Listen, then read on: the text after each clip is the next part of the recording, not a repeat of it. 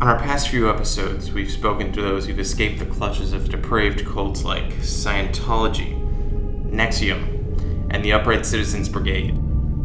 This week we'll be speaking with those who lost years of their lives to the most disturbing, sinister, and mind-boggling cult of them all. Let's watch. Let's watch a Disney Channel movie. My name is Michael Plymouth, and I'm a Disney Channel original movie kid. I'm Valerie Solomons. I was the butterfly girl. They took our names away. They told me I was called Jumping Splits Kid. I wasn't Brennan Jeffs anymore.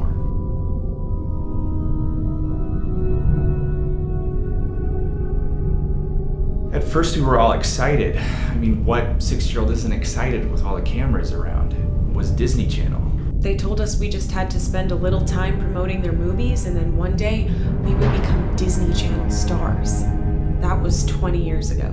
After I did my first jump splits, they were like, "That's great. We love that.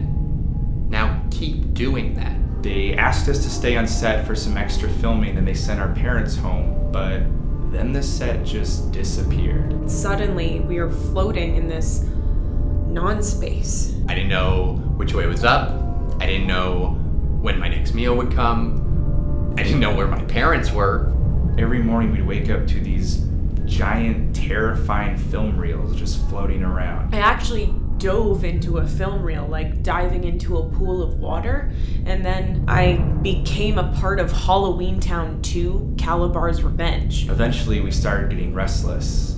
If anyone upset them or started asking too many questions or cried for our parents, they'd make us watch Johnny Tsunami. Smart House. Brink. Thousands and thousands of times. And every time they forced us to watch Brink, I couldn't help but think, wait, his friends are calling him a sellout because he's earning money skating to help his family who's struggling financially? His friends were assholes. Whenever the producers would get really upset with us, they'd suspend us upside down and keep us spinning until we vomited. And the vomit would just float around until they would vacuum the space clean. I always thought of Smart House when they did that. You know how the house could just suck all the trash into the floors? But this place had no floors. Eventually, one of the kids, Joey, they called him Diversity Boy. He just started crying, and he wouldn't stop. They'd keep him upside down and spin him for hours and hours, but he just kept going. One day, they spun him too much. They killed him. Joey died in the non-space. And here's the thing that still haunts me to this day. They just left his body in there, floating with us, as an example. Sometimes I'd feel something bump into me, and I'd turn around, and it was just Joey's corpse floating into my back. But the truly absurd part? They filmed the intro with Joey's body in it. Let's watch a Disney Channel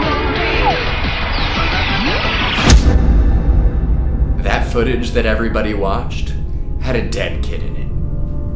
You just didn't know it. When we finally got out, the first thing I did was watch that clip. And immediately, I was like, that's Joey right there. They put that on TV for everyone to see. How messed up is that? That his friends would just abandon him like that. Are you still talking about the dead kid?